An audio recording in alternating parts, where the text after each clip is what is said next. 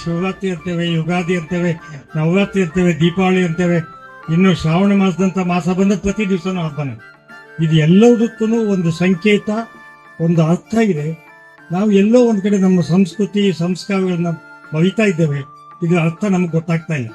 ಇವತ್ತೇನೆ ಏನಾದ್ರು ಬಹುಶಃ ಕಾಲೇಜಲ್ಲಿ ಅದು ಕ್ವಿಜ್ ಕಂಡಕ್ಟ್ ಮಾಡಿದ್ದೇವೆ. ಏನು ನಿಸರ್ಗ ಇವತ್ತು ಅದನ್ನು ಹೇಳಿದ್ರು, ಅದರಲ್ಲೇನೆ ಒಂದು ಕ್ವಿಜ್ ಕಂಡಕ್ಟ್ ಮಾಡಿದ್ರೆ ಎಷ್ಟು ಜನ ಪಾಸ್ ಆಗ್ತೀವೋ ಗೊತ್ತಿಲ್ಲ. ಎಷ್ಟು ಜನ ಪಾಸ್ ಆಗ್ತೀವೋ ನಾವು ದೋಸ್ತೆಯನ್ನ ನಾವು ಬಿಟ್ಬಿಟ್ಟಿದ್ದೇವೆ. ಎಲ್ಲೋ ಒಂದ್ ಕಡೆ ಆಧುನಿಕ ಜೀವನಕ್ಕೆ ಮೊರೆ ಹೋಗಿ ಹಳೆತನ ಮರಿ ಕೊಡ್ತೇವೆ. ಮರಿಬಾರ್ದು, ಅದರ ಪುನರುತ್ಥಾನ ಆಗ್ಬೇಕು.